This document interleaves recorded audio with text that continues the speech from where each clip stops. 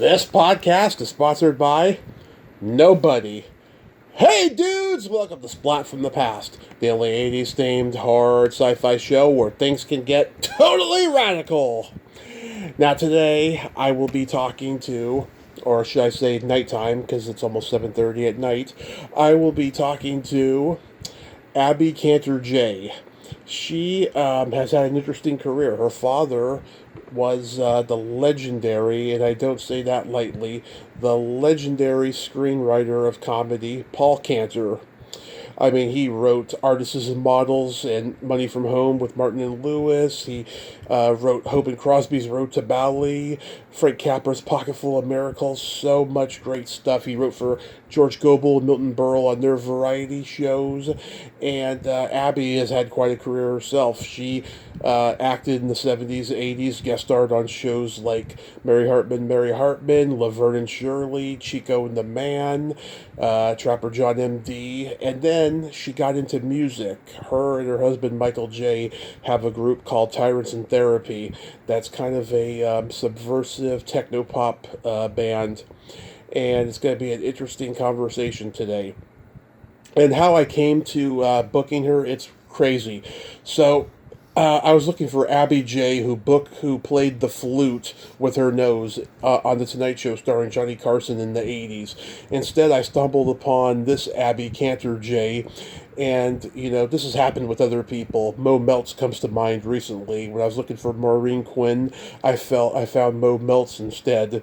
So this is going to be another one of those scenarios. But at least I have a reference point for Abbe Kanter Jaye. I remember her as Eleanor on that episode of Laverne and Shirley. So it's going to be fabulous. It's the best of both worlds, and I will find that other Abbe Jaye. Also, today is National Blowjob Day. Ladies, men, blow your spouses, blow your buddies, suck and have a good time. Also, rest in peace, Susan Buckner, Patty Simcox in Greece. I did a wonderful 2-hour interview with her on April 7th, 2022. Go check it out, episode number 1483. She was fun, a ball of energy, and she will be greatly missed. I was wondering why she hadn't been on social media in a while. We lost touch after a while. It's sad. I feel bad for her family and for her friends who loved her. I certainly loved her. Also, rest in peace, Jeannie Epper, a pioneering stunt woman who comes from a long line of stunt performers. Her list of credits is astounding. Blade Runner, Poltergeist, Romancing the Stone, Vamp, Roadhouse, Blade, the list goes on and on. What a tremendous loss to the stunt world. Sadly, I never got to interview her. Rest in peace, Jeannie Epper. So yeah, here is my interview with Abbe Kanter Jaye.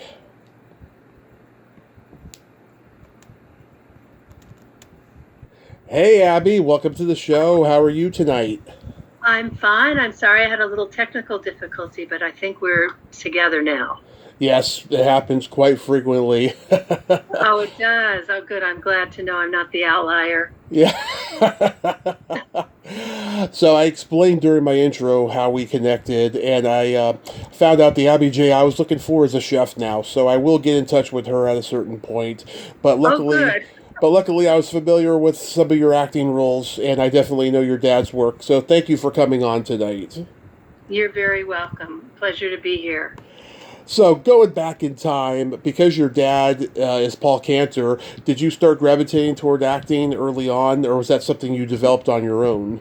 No, my dad isn't Paul Kanter. He's Hal Kanter. Hal Kanter, I'm sorry. It's all right. I think there is a Paul Kanter. Yes, now, from Jefferson Starship or Jefferson Airplane. Oh, that's Kantner. That's right. Oh, yeah. God, all these consonants. No, my interest in acting, I don't know. I mean, it wasn't due exactly to my dad's involvement. He always had a weird relationship with actors anyway. But I took it in school in junior high. I had a great teacher, Priscilla Austin. LA Unified, just as a wonderful theater teacher. And I fell in love with it because it was really fun, and then went into play production and did all these plays and just got a kick out of it. So I pursued it on my own.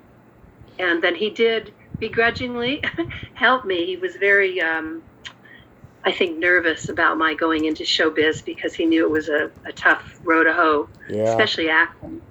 And but ultimately, I think he came to see me in a term play and went, "Wow, she's talented." So he gave me a line in the show Julia. I'm sure you're familiar with Julia. Of course. Yeah, I got a speaking line as a nurse or something, and that sort of paved the way. But after school, I went, I studied in college. I majored in drama and did very experimental theater, and was back east in Baltimore in a program that was very influenced by avant-garde theater people like Joseph Chaikin and Jerzy Kosinski and Grotowski, excuse me, not Kosinski. We know about him. But then when I came back here, I decided it was just, I wanted to sort of take advantage of some of the people that I knew, and I really didn't, there wasn't much of an experimental theater scene out here. There was the Odyssey Theater, but it really, I was in that for a while and it wasn't a good match. So gradually I started going out for auditions. I started studying with Jeff Corey. Oh, yes. A pretty well-known acting coach in LA at the time. Yeah, gray hair and black eyebrows. Oh, God, you remember, right? Yep. I think he was in a couple of television shows, many television shows. But oh, yeah. He had I think it was a role about a psychiatrist that he played. Does that sound familiar to you? Yeah, and he was in this B movie in the 40s called Cannon City with Scott Brady and DeForest Kelley long before Star Trek, and Margaret Carey, who was the model for Tinkerbell and Peter Pan. I interviewed her, and she told me about working on that movie. Oh my God, you've got an encyclopedic knowledge, Tommy. I told you so. I know you did. You warned me. Yeah. Well, Jeff was a trip. He had been blacklisted in the 50s and couldn't work, so he turned to teaching acting, and he was a very inspiring teacher. Yeah, and who was in your class? Oh, God, let's see. Well, probably the most famous one was Cher. She always came 20 minutes late in a limo. She was working on her variety show at the time, so she would show up, but she never did any scene work. She'd come and observe, and maybe she worked with Jeff privately. Yeah. And then do you remember Gary Puckett in the Union Gap? Oh, yes. I actually saw him do an interview not too long ago. He said that he took Jeff Corey's class, and the only acting role he could get was an episode of Alias Smith and Jones where he played a no-name character. Well, I don't remember his scene work either. I don't know if he was any good, but he had a hell of a voice. Yeah. I loved his voice. And then when I had actually taken with Jeff before I went off to my experimental theater days in college, and then I came back and studied with him again. So right out of high school, I think Bernie Casey was in that class, and Gerald McRaney was in that class. Oh, right. Rick Simon. Awesome. Rick Wow. Simon? Yeah, he could have been. I don't know if he was in my class, but yeah, he went on to producing, though, right? Oh, Gerald McRaney was Simon. He was Rick Simon on that show. And then, of course, Major Dad, and then he's done so much other TV work since then. Oh, yeah, Gerald, I know, but I'm less familiar with Rick Simon. Oh, that's his character on Simon and Simon. Oh, I see. Okay, duh. You can see how much TV I was watching in those days. Those were my experimental theater days. Yeah. Oh, my God. Which high school did you attend? Birmingham. Okay, was there any Nepo babies there we would know? You probably, well, I don't know about Nepo babies, but there were some pretty well-known actors that came out of there, namely Sally Field. Oh, yeah. And also the famous financial wizard / swindler Michael Milken. Uh-huh. And then Cindy Williams was also in that class. Oh, yeah, that's right. She went there, and also, what's his name? Michael Ovitz. Michael Ovitz did too, that's right. He was ahead. Yes. They were all ahead of me, but I remember Cindy, and I think Sally was like in one of my sister's classes. Was Lynn Stewart there? Lynn Stewart? Oh, no. She was at Beverly Hills High. That's right. Her and Cindy became best friends when they were at community college in L.A. That's right. I just remembered that. Yeah. I knew a Lynn Stewart, but I don't think it was the same Lynn Stewart. someone I went to elementary school with, so I don't remember her Oh, you from high probably school. oh you probably did know her in elementary school. Maybe. She had a big round face. I don't. Did she become an actress? Yeah, she was one of the founding members of the Groundlings, and Oh, really? she was Missy Vaughn on Pee Wee's Playhouse. That's how she got famous. Oh, okay. No, I don't think it's. I don't think it's the same Lynn. Yeah. So you attended Antioch College? I did in Yellow Springs, Ohio. Wow. What was it like in Ohio back then? Well, Yellow Springs is Antioch as a college is a very progressive college in a pretty liberal little town, but Ohio itself is fairly conservative, and Yeah. the college is in the southwestern portion of the state, which is largely farmland. So it was very beautiful. I mean, to me, as an LA girl, to me it was exotic to be in cornfields and pastures with cows and whatnot. But you're kind of, when you're in college, first of all, you're pretty much in your own world. Mm. And then there, you weren't exposed that much. I mean, I think there were some kids who demonstrated and went to Wright-Patterson Air Force Base and got arrested. And, during the Vietnam War era, or after that, actually, Cambodia. But it was fun. I mean, I had a good time. Do you know about Antioch, Tommy? It's a work-study school. Well, we have an Antioch in California, but like that's why I thought maybe that's where it was. But no, I don't know anything about the one that you were at. Well, the original one is like from 1846. It was founded, and then it spawned all these spin-off campuses, and that's how the Antioch in California came to be, and in Seattle, and there's a few back east, and they all became under the umbrella of Antioch University. But the college sort of remained its own thing, and to this day, it's very progressive. We were there for reunion, and it's like just as crazy and wonderful and irritating as it always was. It's a real growing up experience because nobody's there telling you what to do. It's not like a high school with ashtrays. It's you can make your own curriculum. They don't have grades, co-ed dorms. In those days, that was a big deal. I guess dorms are co-ed now anyway, but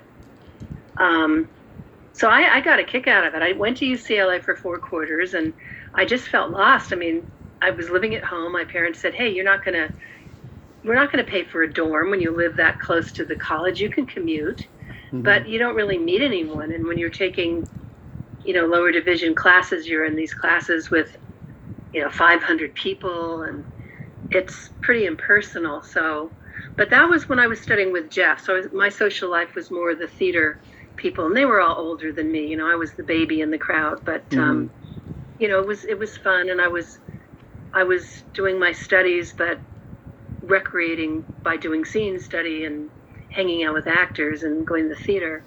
But then when I transferred to Ohio, that was a very big change. And I did my last year with that theater project, which was the experimental theater company influenced by the open theater and the Grotowski stuff. That was in Baltimore. Baltimore, baby. Yeah. That was a very strange town and a strange time. But oh, very strange. do you know it? I've had people on who are from Baltimore. They're not the most conventional of people. They're very strange. You're right. There is something about it. Well, that's John Waters' hometown, after all. So. Oh yeah, I've talked to and Edgar one Allan person. Poe. Yeah, I've talked to one person from a John Waters movie. That's what I mean. And also, I've talked to the drummer from the Go-Go's, Gina Shock. She's from Baltimore. Oh, that's right. That's right. You can tell by the way she talks. It's like. Yeah. And down the road. I don't know what it is about Baltimore. I mean, I've heard that it's full of a lot of rage and hate or something. Well, there seems to be like this old world racial tension. It's kind of It's a very working class city, at least in the city itself. Uh-huh. The burbs are probably like suburbs anywhere, but I noticed a lot of racism when I was there. But it was just more of I was coming and going to the theater, walking through an area in the town. There are all these old brownstones, and they all look alike, and they almost look like prison, except these are people's neighborhoods. So I think it has that kind of territoriality to it, and I always felt uncomfortable there. But I was hanging around my theater cohort, so you'd run into the city, you found spots that you could go to. There was a gay nightclub that we would go dance to, and the odd bakery. You'd find your little spots. But there were some strange times there. There was a guy who lived in I was sharing the room with two Antioch students, and he lived upstairs, and he was kind of a scary type. But he was friendly to us, and we made sure we were friendly to him. And he came pounding on the door one day. It was like, "Wait, let me in, let me in, let me in." And so we let him in, and he was bleeding, and he had just come out of some kind of knife fight with some black guys. I guess, he wandered into their territory, he into theirs. I'm not sure what happened, but that was kind of a scary urban experience for this LA girl. So that was before LA was considered the jungle, right? Yeah. Oh my God, that is crazy. And did you also go to the American Conservatory Theater? I did. Boy, you've done your research. You've done it well. San Francisco? In San Francisco, yeah. I was there in the summer of '70, and I know people who were there. Yeah, well, they did it for many years. I don't know if it's still going on. It is. It is. Okay. Yeah. Yeah, there's a lot of people who have come out of there, and a lot of the actors that were part of the rep company at the time later went on and did films, like Michael Learned, of course, who was on the Waltons forever. Yep. Paul Shinar, he was our scansion teacher. We had Shakespeare, you learned to scan iambic pentameter, and a really great improv teacher named Philip Pruneau, and Salome Jens was there. There were a lot of very good teachers. Did you know Joy Carlin? No, I didn't then. Okay, she probably wasn't there quite yet, but she got there probably around 71, 72-ish, I imagine. She's one of the founding members of Second City. Her and Ed Asner and Nichols and May, they all formed Second City as the Compass Players in the mid-50s. The Compass Players, yeah, I just read a whole book about that. That was fascinating. Yeah. And let's see, who do I know that was there? Lois Foraker. Yeah, I think she might have been there when I was there. Yeah, I was in the conservatory. We weren't talking to these people unless they were our teachers, but we always saw the plays. So I remember her. And who else was there? There was Donovan Scott. Don't remember that. I don't remember him there. Tony Attell. Oh, Tony, I met just the other day. At a hair reunion party, and I heard your interview with her, which was a lot of fun.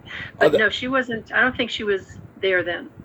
I talked to this one woman the other day who was there in the 70s, Deborah Jean Templin. No, I don't know her. She was at ACT, you're saying? Yeah, I don't know what years, but it was in the early to mid 70s, and then there's Lydia Hannibal. Lydia Hannibal, what a great name. The Hannibal. Oh, excuse me, Freudian slip. Yeah. I love it.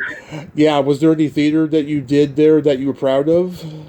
Well, I was scene study, so we didn't I didn't end up being in a play, but that was right before I went to Antioch. And once I got to Antioch, I did The House of Bernarda Alba, which was a very intense, dramatic play with 5 women by Garcia Lorca.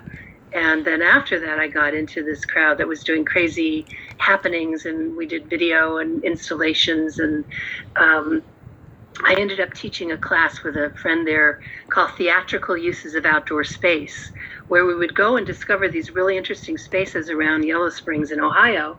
Excuse me. And then we create whole plays or events. And they were all, very bizarre and probably drug-induced, but a lot of it was on video back in the day before, when you had these big clunky video and battery packs that you had to put around your waist. Yeah. And I don't know what happened to those videos. I'd love to see some of them now. Yeah, I mean, it would probably get hard to transfer that stuff to, digital today, because it came from analog, probably. Yeah, if it's not destroyed, I mean, there's ways to preserve that kind of magnetic tape because you can do it with records. You can bake them, and then Yeah. you get one pass. You can transfer them that way. But I don't know. Most of those people have gone on to the great beyond. I mean, I have one friend who's I'm in touch with, but a lot of people are to the four corners. So I wouldn't even know what happened to it, even if it exists. Yeah. Yeah. So you That's mentioned that's so awesome, though, Sydney. that you got to experience all of that. It was really trippy. It was really fun. Like a lot of the exercises and stuff we did while we were trying to build scenes and characters were done with no words. So it was all like sounds and body movement. Because that's the Grotowski influence. He was very into nonverbal communication. And there were all Hmm. kinds of weird games, like where we had to build our own little territories and create our own towns, and all non-verbally. And then at one point, I think he said you can say one sentence, and we all had to write down one sentence and put it in a hat. Yeah. And then you drew from the hat, and that was the only sentence you could. And he would have us do improvs for like 90 minutes. These weren't quickies. These weren't like short form to get laughs. These were just keep going deeper, folks, and see what happens. So, sometimes it could get pretty heavy, but that was in vogue then, in the theater. Young theater people were experimenting with all kinds of techniques from all over the world, and it was very gratifying. It was hard sometimes, Hmm. It was more emotional, but I always had a penchant for comedy, Yeah. and that's what I kind of ended up doing. Yeah, let's get into that. Like, you were on Mary Hartman. Mary Hartman. I've talked to Greg Malavy, great guy. He's been on a couple of Uh, times. yeah, yeah, yeah. Yeah. Does he So, have happy memories of those days? oh yeah. Oh, I gotta tell you, every interview he does, he has to brag about Mary Hartman, and how he loves that role, and just he said that was the best thing he ever did in his career. Well, I could believe it. I mean, because that's kind of made his career, didn't it? I'm not sure. Is Yeah. he still acting? Yeah, I mean, he was always a working character actor, but that was like the one that, like, he's probably known for the most of anything. For sure, for sure. That was a fun experience. I mean, always doing live stuff was fun. It's like being in theater. Um, I did some television too that was, they just shoot it conventionally, and that's okay. I mean, but when you have smaller parts, only when you really are a lead in something do you can say, I want to redo that. Let's do another take, because television, they're on such of that wham bam schedule Hmm. that it's not like you get a lot of camera time. um, but the Mary Hartman was a blast. That was um, a nice audition. They loved me, and it was a good fit because I was sort of playing a Gloria Steinem stereotype. Hmm. This kind of very uptight feminist who was grilling poor Mary Hartman about her. I don't know if you even remember the show, but they had at the very end of the first season, they had like the Loud family. I think it was like a takeoff on the Loud family, where they were following her around in Oh a yeah, typical week of her life, And then yeah. afterwards, she met with this panel of experts, and I was the feminist who was grilling her on some of her statements and some of her activity, and she just ends up having a nervous breakdown at the end of it. But yeah, it was one of my more distinctive roles. I really had a good kick out of that one. Yeah. Do you remember anything about Louise Lasser? Because I heard she could be difficult. Yeah, I mean that was the word that I had when I got on the set, and she seemed pretty straightforward, and there may have been a couple of testy moments, but she had a very big monologue to do at the end of her scene where she's breaking down, and she was, I think, kind of paraphrasing it.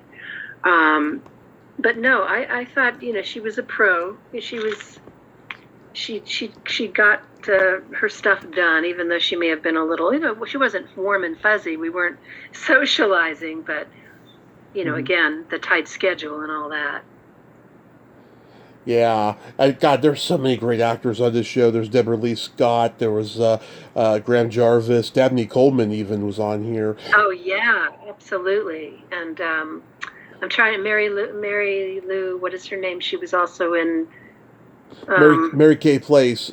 Mary Kay Place. Yes. Someone showed me a clip of it recently, and it was like, oh, this is. It was so refreshing. She was wonderful to watch. Did you get to interact with Norman Lear? Yes, I did. I got to audition for him on a couple of different occasions. He didn't come down to the set then. It was what was her name? Oh, Viva. What was her name? She was the producer. Just a lovely woman. She was one of the line producers. But I had met Norman before, and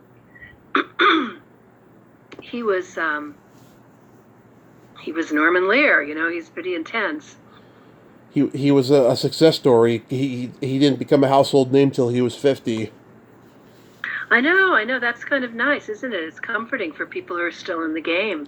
Yeah, I mean, God, I mean to become a success at 50, and then when the whole when TV is starting to shift and change, he got out while the going was good, and he just became known. He was just as a celebrity, a pioneer, of the 70s and stuff. Yeah. Well, I guess he didn't the grind of putting out. I don't know how many at his peak. He had like 8 or 9 sitcoms going, and even though he had teams of people, running the shows, he still had his hand in everything. But that's a brutal pace to keep up, and I think he kind of had his fun, and then he was ready to go be a philanthropist. Remember when he bought the original Declaration of Independence, and he was taking it on tour? He was so upset about the religious right, which really started interfering and commenting on the content of his shows. He had to deal with them a lot in the 70s and the 80s. And then he started People for the American Way, I think, because he was so alarmed by this kind of rightward drift of religion and politics merging. Yeah. Or bleeding into each other. It wasn't his jam, you know what I mean? Mm-hmm. I mean, him, James L. Brooks, Gary Marshall, James Comack, they changed the 70s aesthetic for sitcoms, because in the 50s it was all squeaky clean, family, Leave It to Beaver stuff. In the 60s it was silly, campy, wacky, fantasy-based. And then the human element of sitcoms came once these guys came into the picture. Totally, and I remember people being so shocked by All in the Family when it debuted, even though it was based on an English series. Yeah. He adapted it so well, that Archie Bunker is forever emblazoned in the culture, and there's still so many people like Archie now, right? So yeah, he was a hero to some people. Yeah, it's a double-edged sword, Now, Laverne Shirley, it's my favorite sitcom ever. It always has been. Really? Always has been since I was a kid. I have like a list of like all my favorite sitcoms that I still been watching since I was a kid, and this is like number one. And yeah, you played Eleanor. Laverne has that great line, "What happened to the other half of you?" That's right. Eleanor Stepovich, yeah. She said, "What happened to you? You look like a number 2 pencil." So I was wearing that yellow dress. Yeah, so it was like a girls' high school reunion kind of a get together episode. It was actually called the Bridal Shower because bridal shower. One of the last remaining girls in their crowd is getting married, who's Eleanor Stepovich, and they didn't think she'd ever get married because she was, they're implying that she was obese at one point, and yeah. And of course, what happens at the bridal shower is that Laverne meets her arch rival, Big Rosie, played by my good friend Carol White. There you go, Carol Ida White, and they start facing off, and they end up ruining my bridal shower, but we all end up in a kumbaya moment, so it was fine. But that was also a pretty intense shoot. I mean, it was fun. But I think what was happening at that point is that Penny Marshall was starting to flex her muscles as a director. She hadn't directed yet, to my knowledge, but she, obviously wanted to, and I think they finally gave her some shows to do. But she kind of mixed it up. The guy who was assigned to direct that week was, he was visibly peeved by some of her suggestions. It's like, who's directing this show, as sort of the unspoken. So there was a little bit of tension because, obviously her brother produced the show and she was the star and it was already a big hit. So what she said went, and as it turned out, she had some funny shtick to add physical stuff to the scene, and it worked just fine. So in the end, everyone was fine with it. But yeah, it wasn't, that also wasn't, it's with the stars, unless you, I think, go on a show more than once or twice or three times, you may not get to know them that well. She was perfectly pleasant, as was Cindy. Mm-hmm. Cindy Williams, who I did not know in college, but, we acknowledged that we went to the same high school, right. Mostly because, much to my surprise, our mutual high school drama teacher was on the set. He'd come down to visit her, and I guess she'd stayed in touch with him. So he was observing while we were rehearsing that week. Yeah, I got to interview David Lander before he passed, and oh yeah. And Carol's been on 6 times probably. We're really good friends. We talk often, and oh my God, she is so. What's she doing now? What's she up to? She's still acting whenever they want her. Yeah, sure, of course. And she can get the gig. Well, I mean, the strike messed that up for a lot of us, but I think the momentum's coming back. It's different. Everything's different. Maybe you've noticed. Yeah, I mean. Yeah, and so like she's still acting and stuff, and she just makes me laugh all the time.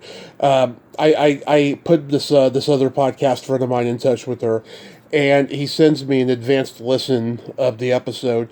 2 minutes in, she says that she took my virginity, and I was laughing so hard.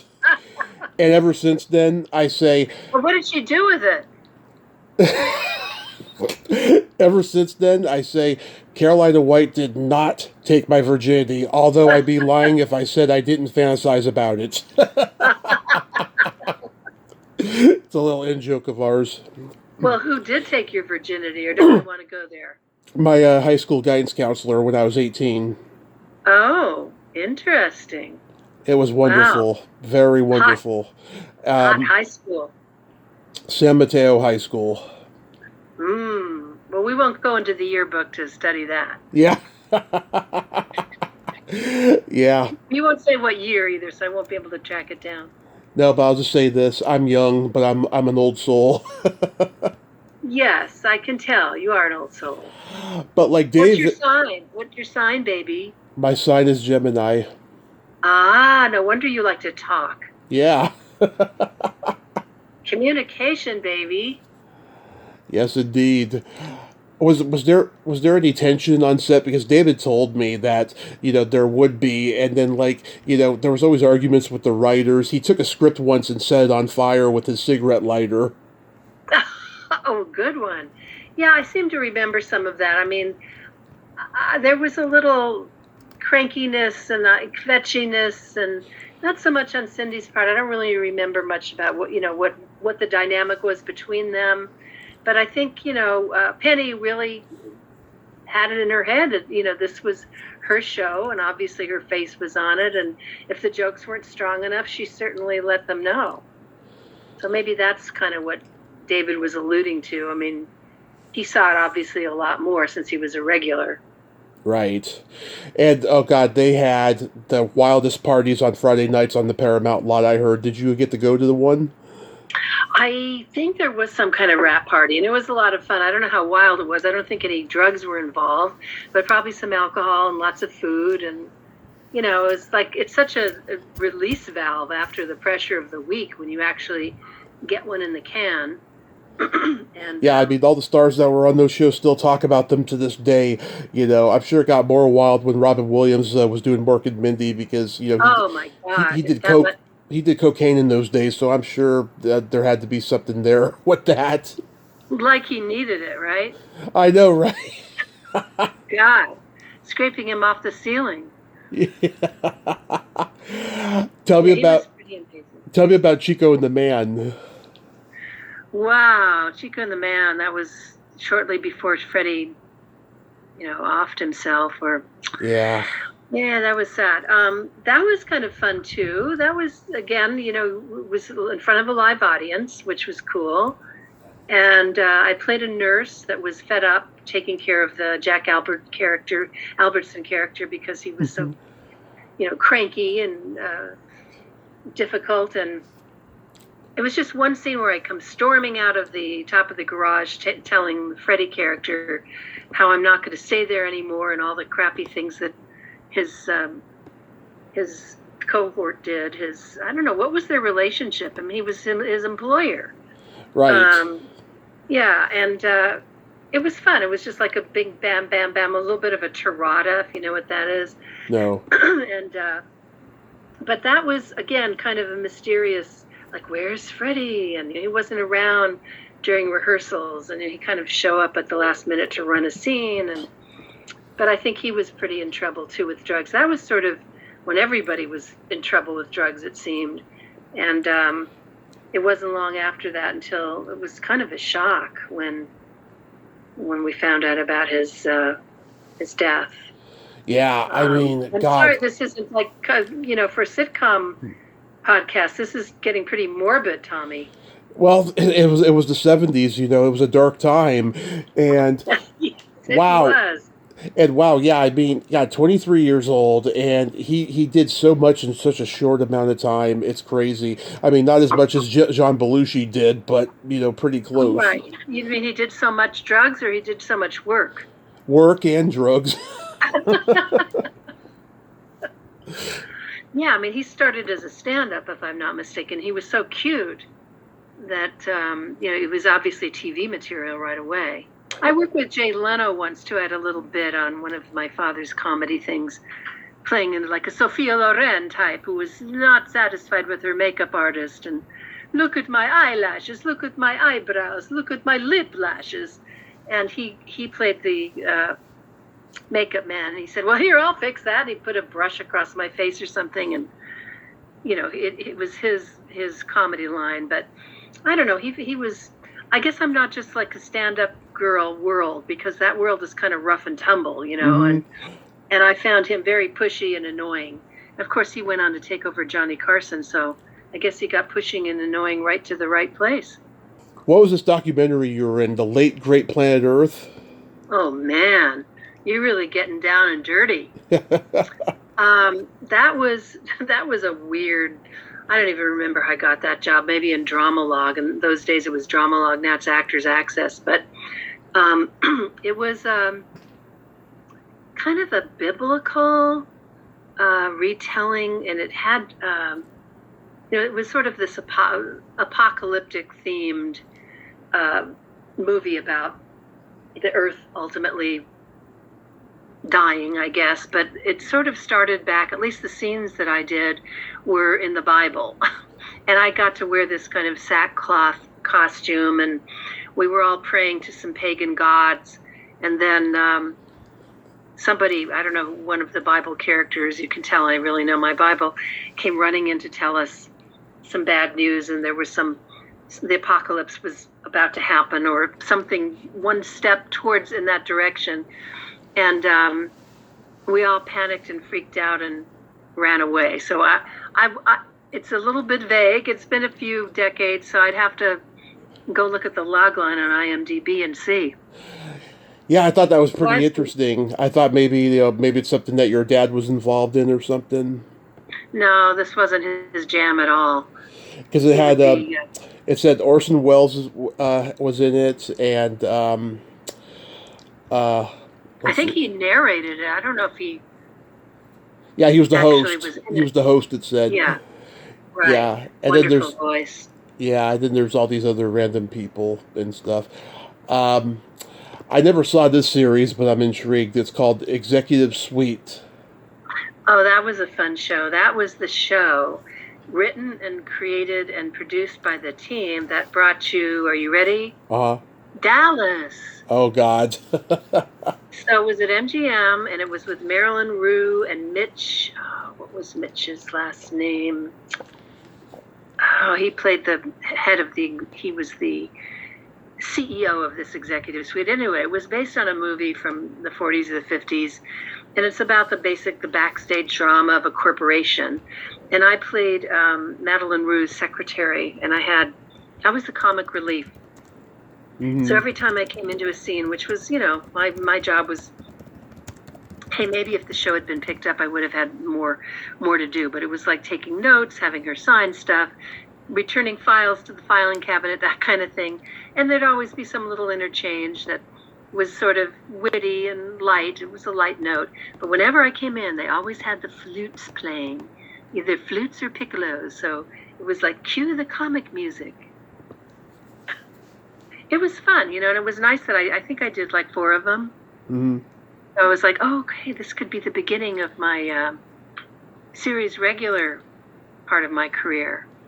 But then the strikes happened, and so back in the 80s, the first strike that really, I had waitressed, I had gone through all the money my grandparents had sent me every birthday since childhood, and I needed a job, so I looked in Variety, and under the classified ads it said, prestigious entertainment firm seeks gal Friday.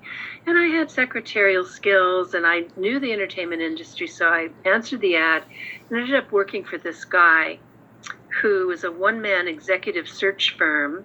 He had been kicked out of a major search firm called Korn Ferry for gambling at the Bel Air Country Club. They had sponsored him to be a member of the Bel Air Country Club, where he, of course, gravitated, because he was a gambler, to Walter Matthau and all these guys who, they'd play poker till 1 a.m. and lose their shirts. Mm-hmm. He said one time after a poker game, he said Walter Matthau had lost, 25 grand. I mean, probably not that much for him, but sizable.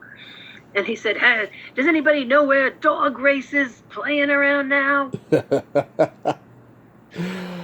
Yeah, let's see, Wendy Phillips was on there, and Lee McCloskey was in this. I've had him on. Very fascinating guy. You're talking about Executive Suite? Yeah, Executive Suite. Okay, yeah. And he was on Dallas later, so he probably got it from these guys then. Probably, yeah. Katzman, Leonard Katzman was the executive producer, and he was a big producer. Yeah, I forget his partner's name, but that was it was fun. I mean, it's always great to get a call like, oh, they want you back, and the actors live for that until there's enough momentum that it's like they want you to be in the pilot, and the pilot actually gets picked up. But this is my acting lifetime, Tommy, so it's sort of, some of it's a distant memory. You're kind of priming the pump by asking me the questions. But you're having fun, aren't you? Yeah, for sure. It's nice to go down memory lane. I just wish more of my memory was coming with me. How about Lanigan's Rabbi? Oh, that was such a fun, weird show. That was with Art Carney and Bruce. Well, you probably have it in front of you.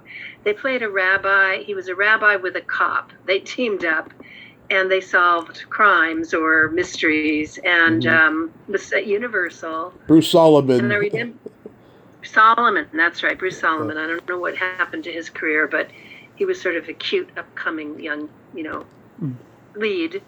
And I played this nice Jewish girl runaway who took up with some hippie. And they cast this guy, I don't know, I mean, he was a nice enough fellow, but he looked like a farmer. He had these overalls. I mean, if I had been more assertive at the time, I would have said, no, let's redress the costumes. Let's rethink how this looked, because they didn't really seem to be in tune, even though hair had come and gone. They didn't quite get the costume thing.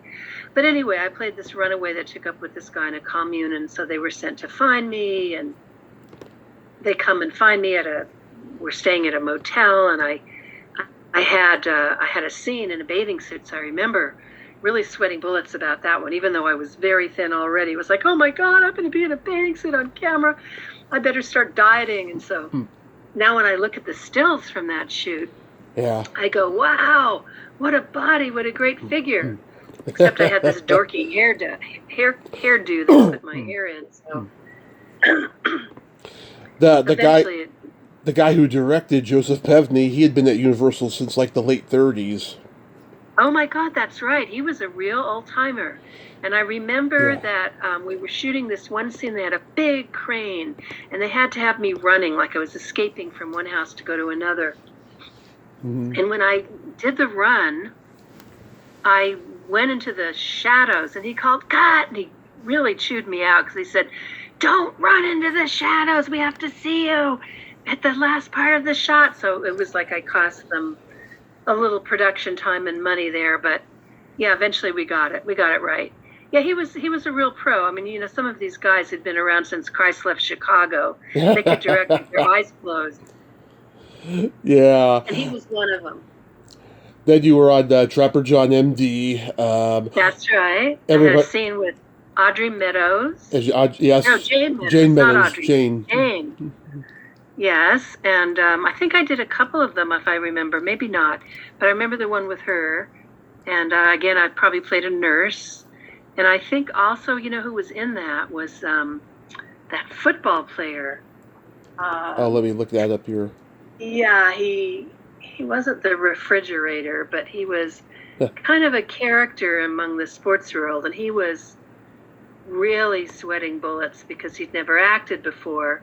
And, of course, he started drinking, so he was pretty sloshed. Anyway, you can read down the...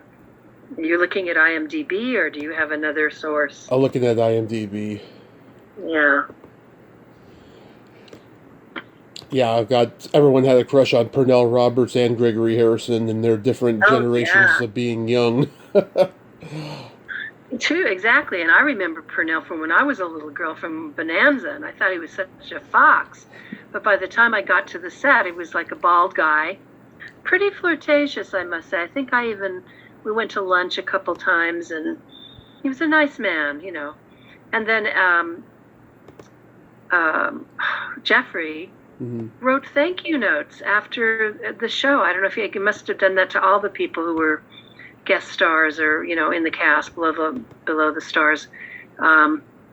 It was a little note thanking us and telling me how much he appreciated the performance and so forth and so on. So I thought that was a nice touch, Gregory Harrison. Let's see, I could find a football player in here. Okay, don't worry about it. It's... It'll come to us later. Yeah. If I think of it, I'll text you. Here's one that your dad directed. It's called For the Love of It. Oh, yeah, that was kind of a fun scene. That was sort of like what is that? Mad world kind of thing. A caper with all these comics in it. And, I don't even remember what my role was. I was just, does it say the name of the character on it? You played, you were just a caterer. The caterer, no wonder. I remember we were on a catering truck, but I couldn't remember if that was in real life or part of the scene. Yeah. So they had some bit of shtick, you know. It was actually a pretty funny thing, and I don't know if he wrote it or co-wrote it. There was another writer I think he was working with on the time, and he might have been brought in to, you know, rewrite it and polish it. Mm-hmm. There's Deborah Raffin, Jeff Conaway, Barbie Benton. My dad had such a hard-on for her back in the day. Did he really? Yeah. She's pretty cute. She was cute as a button. She was like the all-American girl next door. And Adam sleeping with Hugh Hefner. Oh yeah, they were in a committed relationship for a long time. Yeah, I thought they were married, but maybe he didn't do marriage. I heard her say she wanted to have kids and he didn't anymore at that time, but then later he did. But at that time he didn't want any kids, so she left him. And then left him high and dry. And then there's Adam West, Pat Morita, Adrian Zmed. What a great cast that is. Yeah, it was wild. It was pretty funny. If you can find it, watch it. I was looking for it on YouTube. I couldn't find it. Oh, okay. Well, I think it wasn't Universal. I wonder who distributed who the production company was. It might have been. I don't know what it aired on, but sometimes they're pretty tight with their libraries. They don't release everything. You'd think with all the channels now that they try to get as much out of every single thing in the library that they have, but there needs to be like a TV movie of the week channel, because so many of these there you go. That's a great idea. Because so many Why of don't these. You do that, Tommy? Oh, come on! But at least I can petition it, because there's so many gems out there that they're lost forever. Thank God YouTube has a lot of them, but still, there needs to be a channel. Yeah, no, I think it's a damn good idea. I wonder, they could monetize that. This was Fry's Entertainment. I don't know what that's a subdivision of. Oh, yeah, Chuck Freeze. He did a lot of, yeah. And it was ABC. Okay, yeah. It was ABC. And it was probably then just a deal that Freeze had with them. He did a lot of stuff. If you IMDb him, you'll see he has a giant roster of stuff from the 60s, 70s, and 80s. And then eventually, go ahead. And then I've seen The Rape of Richard Beck. You play a tour guide in it. Oh yeah, that was. I also, because I was working for the production company, they did like a little demo of it. It wasn't a pilot; it was like a pre-pilot back in the day when they used to do things like that. And I played a prostitute, and I remember I got to put on all this crazy jewelry. I had a big Elvis rhinestone pin that my mother had gotten me in Las Vegas, and cutoffs, and very sexy little outfit, and that was a fun gig. And then when we actually that was for a Starman, because I worked for the production company that made the TV version of that. I love Robert Hayes, such a sweet guy. I've met him. He is a sweet man. Yes, very sweet. My great uncle was the cameraman on that show. Really? Michael O'Shea.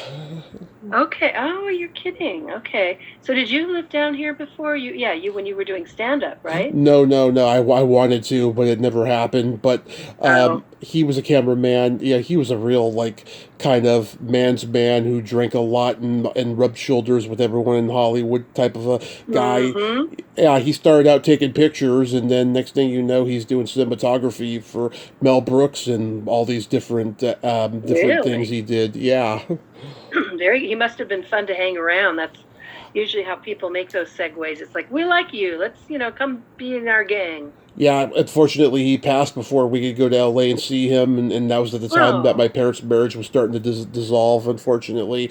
But he did a lot of great work, and he hung out with Jerry Lewis and Mel Torme and all these different guys.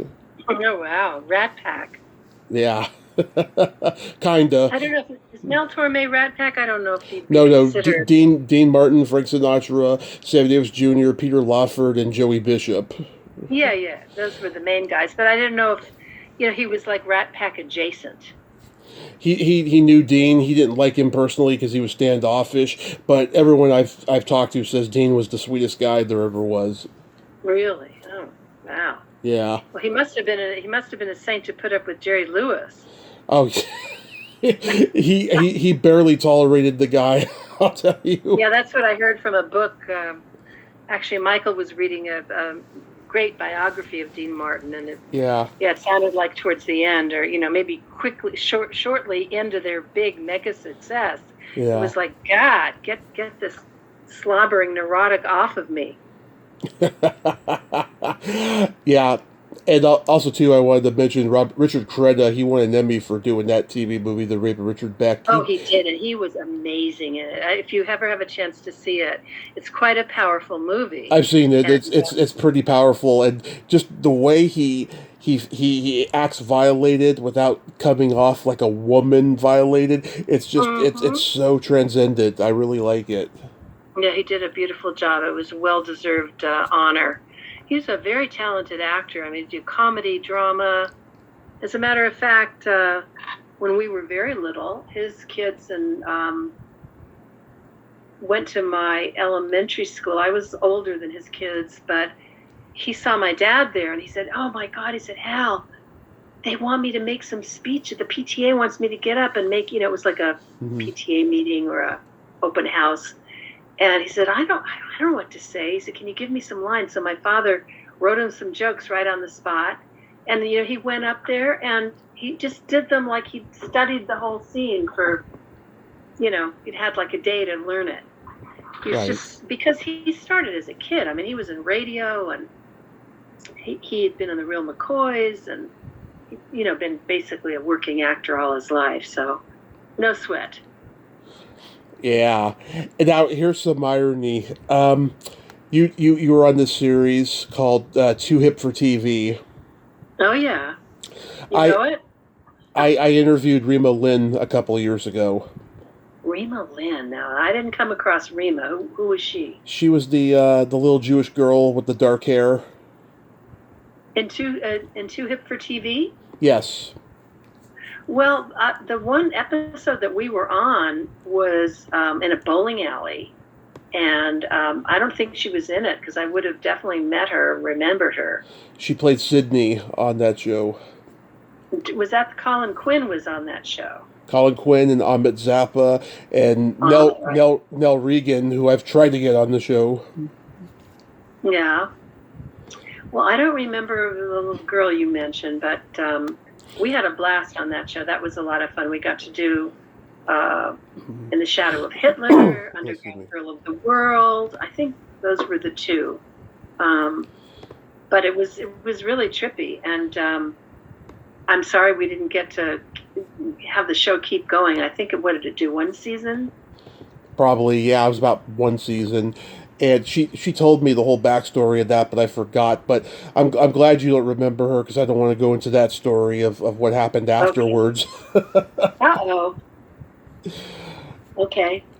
Now you've got me curious, but no, I don't remember her. I mean, if you've been on sets, and you probably have, you come in as a working person, hit your marks, and only when, as I said, if you get invited back, then you get to be part of the crew and part of the cast, and they know you better, and you have more stories, obviously, to tell. Right. But that was a fun memory, and we, was one of our first television forays as the Tyrants in Therapy.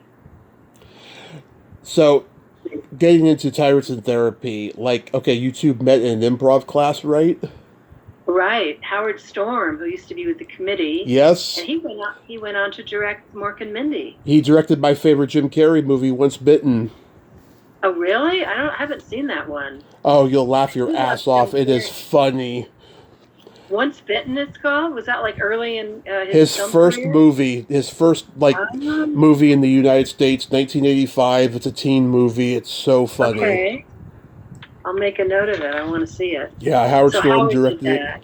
A lot of his committee friends are in it. It's a very funny movie. Okay.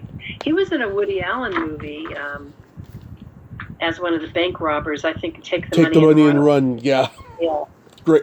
It's funny. I didn't like that movie when I was younger, but now I'm starting to get it more. So now I like it better than I did. Oh my God! He played the cello in a marching band. Wasn't that? I thought that was hysterical. That's funny. That's funny. Him running to catch up, bringing his chair to the top of the line, and then they march past him. When I was a kid, I didn't understand the concept of the documentary-like aesthetic of it, but now that I'm older, I do, because I've seen it many times in other films. But at the time, when I was like 12, 13, I was like, what is this? Yeah. It's a little, orientation takes a minute. So you guys are in Howard Storm's class, and it was love at first sight? That's where Michael and I met. Yeah, that's where Michael and I met, and loved to do improv, was a blast. And at that point, Michael was starting his songwriting career, and he asked me to come over to a friend's, his collaborator's house, who was going to record a song, and would I do a vocal? And I sang because I like to sing, but I was never one of those actors who did musicals. I was like the dramatic person in school, and did all that experimental theater, even though I ended up doing comedy and film and TV. So I said, sure, I'll sing, I'm game. And we kind of, that really is the root of our collaboration. That's how we met. Ultimately, what happened with acting was that the strikes kept happening, and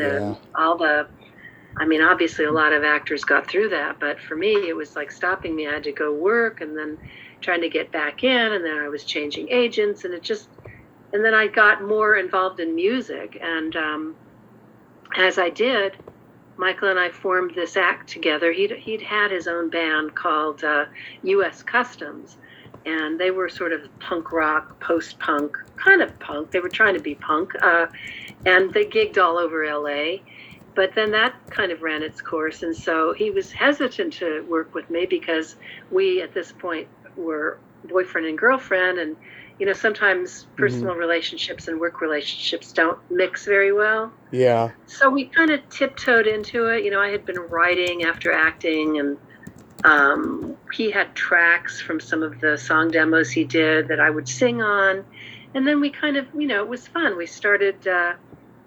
And then we decided, okay, well, we need to put together a group. And since he'd just come out of a band, he said, running a band is hell.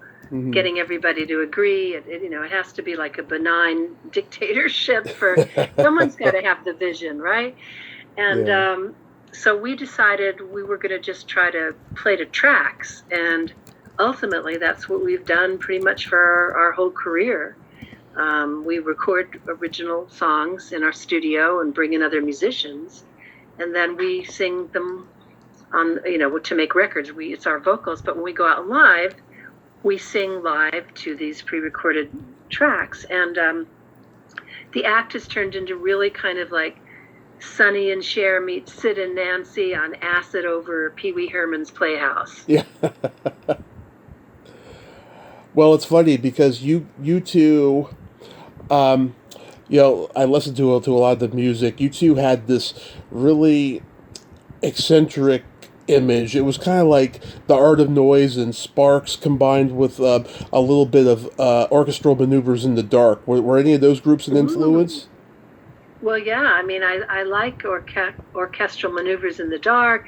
Sparks, I'm less of a fan of. I can see where you're kind of bringing that reference in. I've heard other people say that, but I've heard other people say more like the B-52s. Oh, yeah. Maybe a little Talking Heads. Yep. Maybe, oh God, there's a couple of other ones that we were likened to, some favorable comparisons. Flying Lizards, we've modeled our output on the Beatles, really, because they were so eclectic. Right. We don't do just rock or pop or new wave or country or rap. We do all of it because we get an idea, and the form or the genre kind of evolves or presents itself according to how the song wants to be born. Yeah, that is so awesome. And I listened to a bunch of the songs, Paint It Pink. I like that song, Paint It Pink. Oh, good. Wow.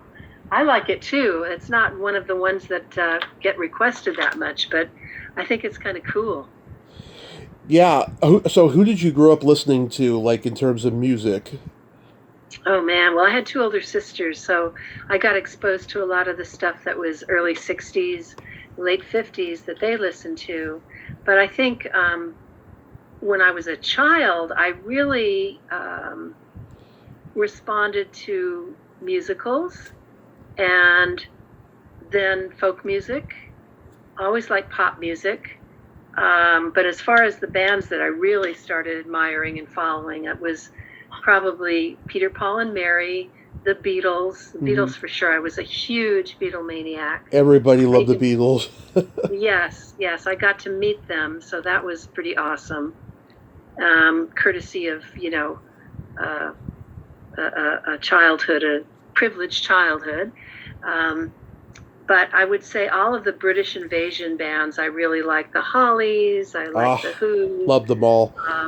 I love the Byrds. They weren't British, obviously, but a lot of that folk rock stuff I liked. And then later I developed a taste for Dylan. He wasn't my favorite, but then when I got a little older, I could appreciate him more and his lyrics. Yeah. And then later into the 70s, I mean, I did like some disco, even though I thought it was kind of corny and schmaltzy, but it's the beat is undeniable. I loved Abbe. I loved Annie Lennox and the Eurythmics. Oh. But, if you're going to ask me who my influences were, let's just stick with the Beatles. Okay. Yeah, love them all. Now, I got the TV series link, but I gotta be honest with you, it didn't work. Oh, the link for what? Oh, you mean, okay. The Tyrants and Therapy series? About that.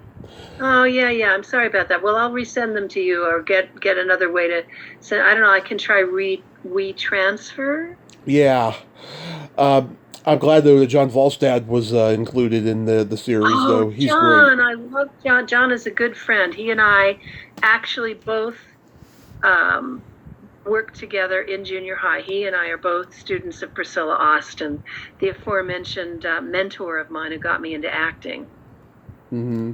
Yeah, he's a great guy. I had him on a couple of years ago. I saw him on Newhart and Stripes and all these different things he was in when I was a kid. Yeah. Absolutely. He's very funny, and he's a delightful person, very kind. As a matter of fact, I think he even worked with Michael's band, U.S. Customs, for a bit. He was doing some emceeing for them, and Michael had some funny stories about how when somehow they were late, or there was some kind of equipment failure, and he had to improvise and keep this very rowdy audience at bay or stimulated. And he did a really masterful job. He's a good guy. Very good guy, yeah. I saw the Too Tough to Cry video. That was great. Oh, good. I'm glad. Which one? There's so many versions of it. But was it us performing and I was in a big red dress? Yeah, the big red dress one. Yeah. As opposed to the Big Pink House. It's another song of ours, Big Red Dress, Big Pink House. Yeah. Well, there's lots of stuff on YouTube that any of your listeners who are interested could check out. And we started working with animators, which is really fun. I think there are 2 or 3 things we've had animated now. You can find on YouTube something called Kiss My Fist, which is cute. And there's another one.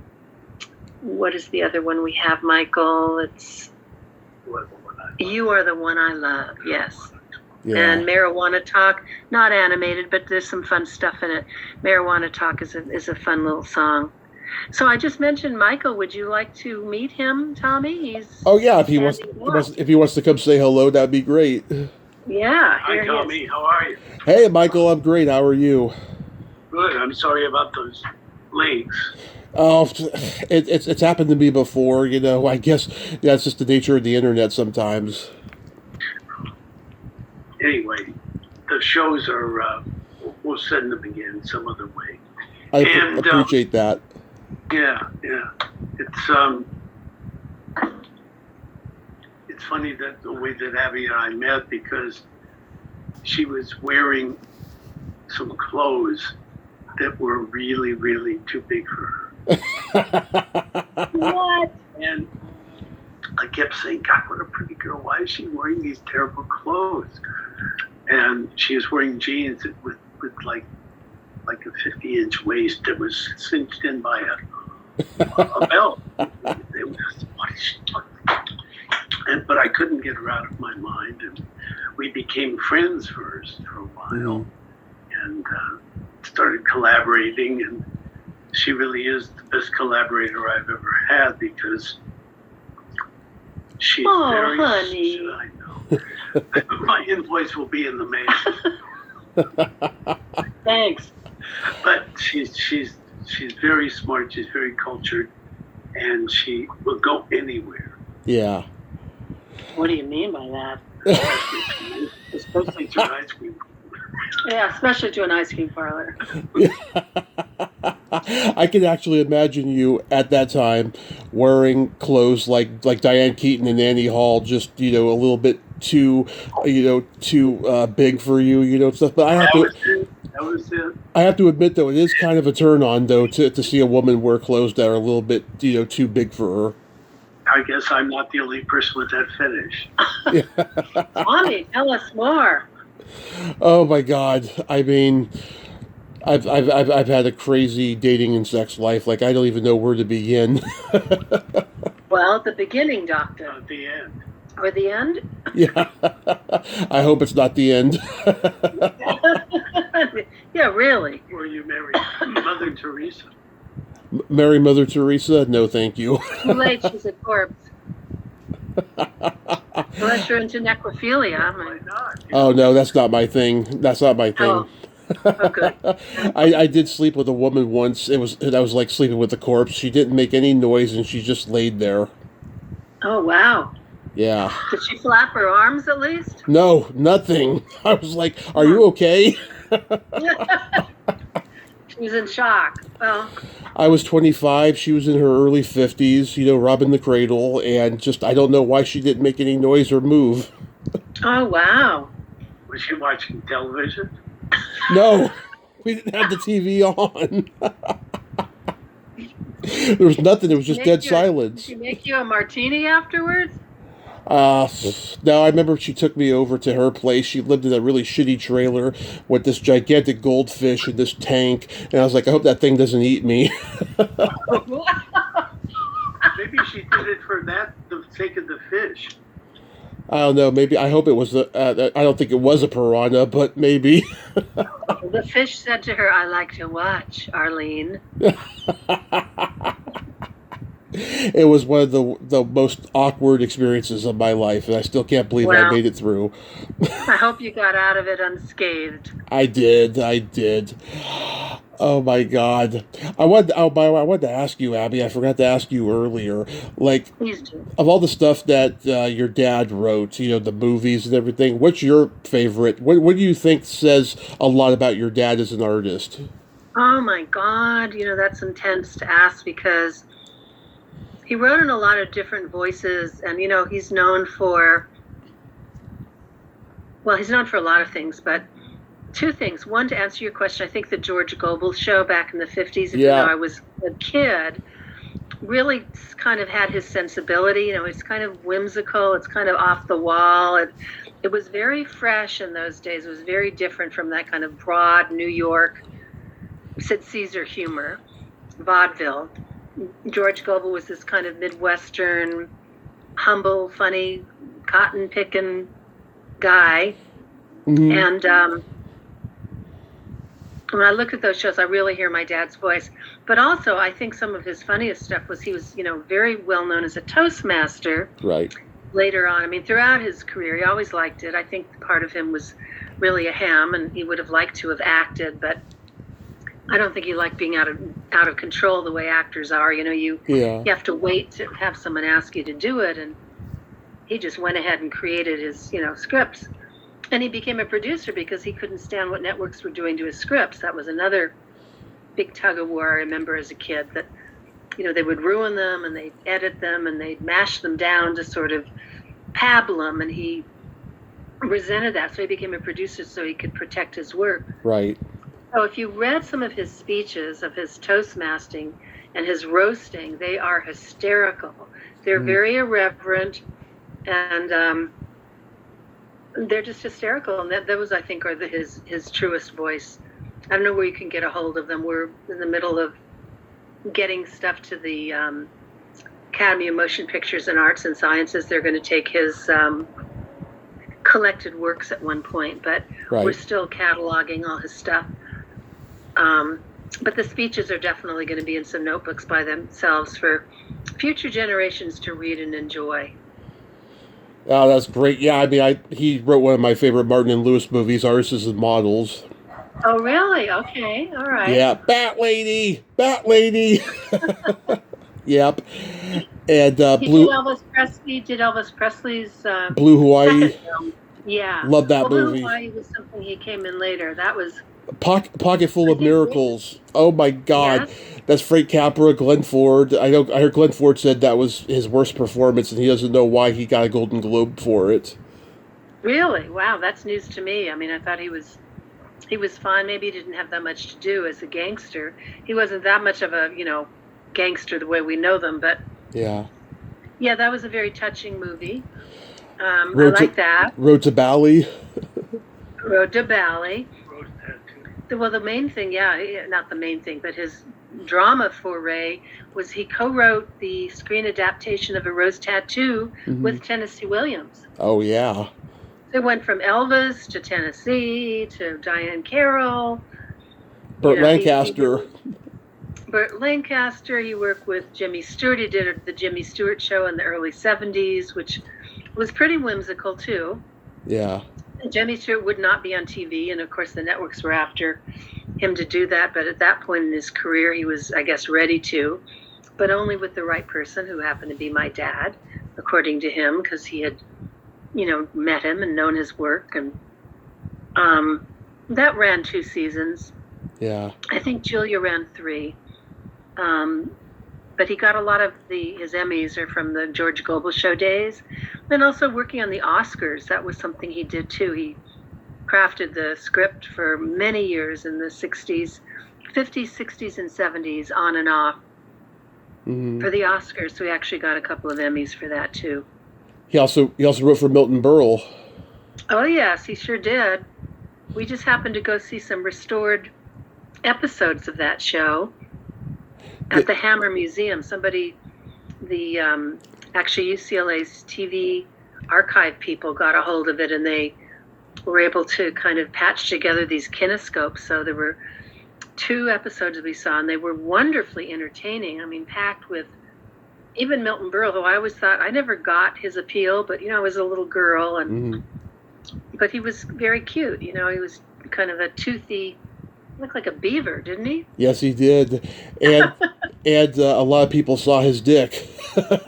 I guess exactly. He was apparently famous for displaying it upon request. Yeah, and if he became friends with a guy that he really, really liked, he would take him into the bathroom and show him. Oh God! So hey, check this out. Yeah, one of my favorite stories.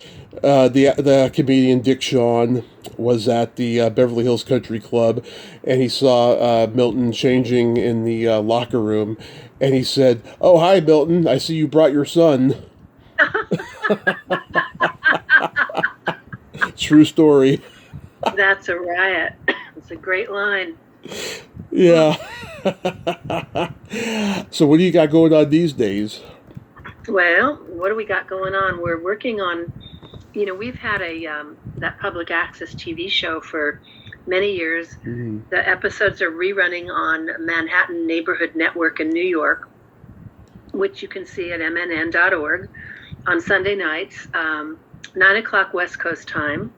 But we want to take a version of it or create a version of it that we will make more net friendly, like smaller length of time, but trying to get the essence of it.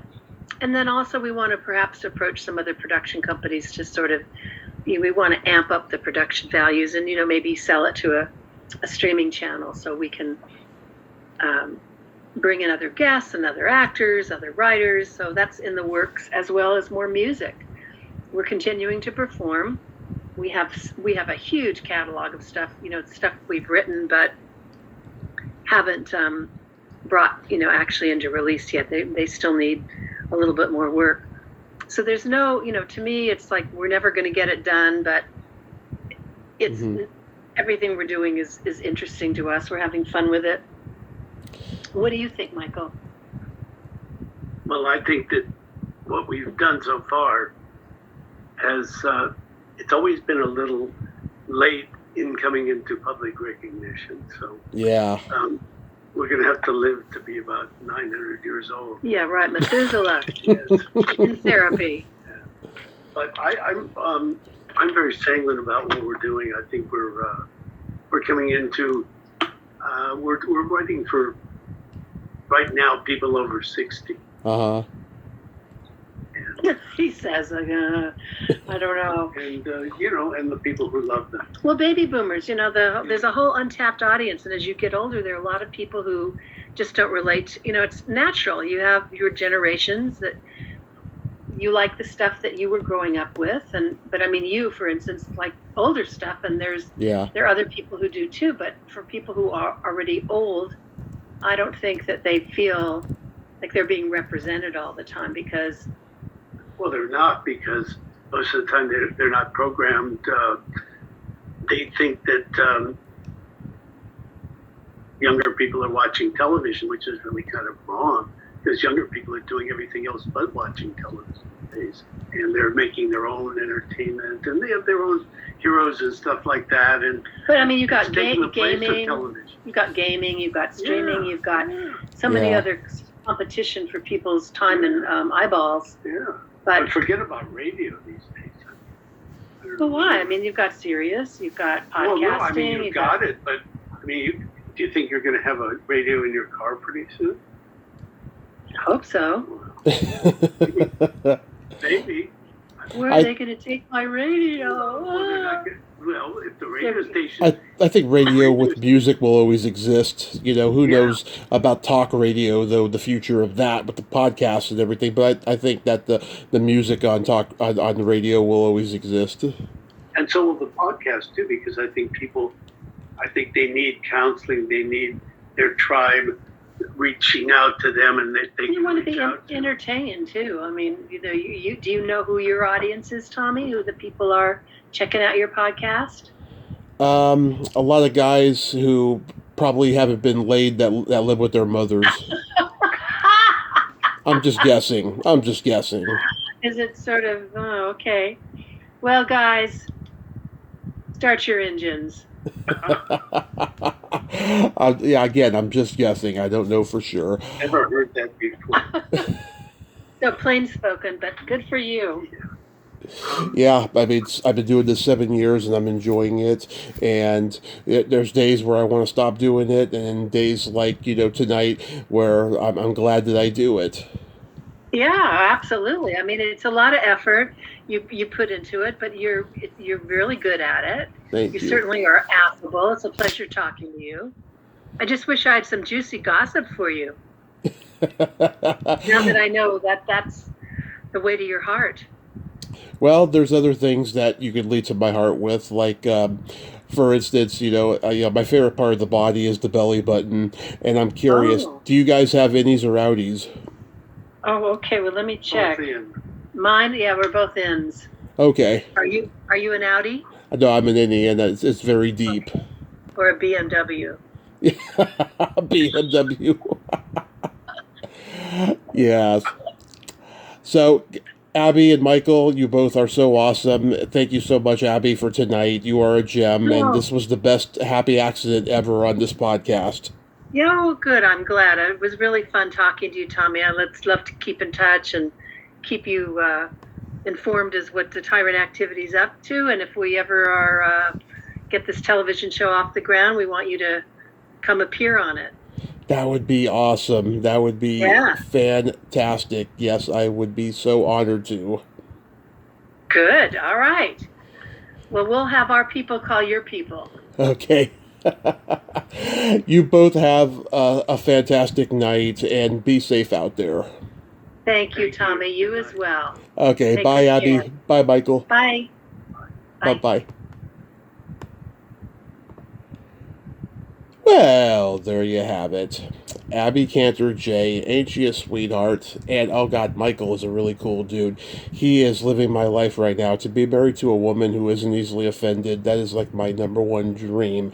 Oh my God, it was so great talking to Abbe and then Michael. They're both fantastic people, and by the way, I am so embarrassed and I am so sorry. I called her father Paul Kanter. No, it's Hal Kanter. I am so sorry. I do my best interviews in the daytime, not at night. Well, until next time, this is Tommy Throwback Kovac saying there's no shame in living in the past because the present sucks. Later, dudes.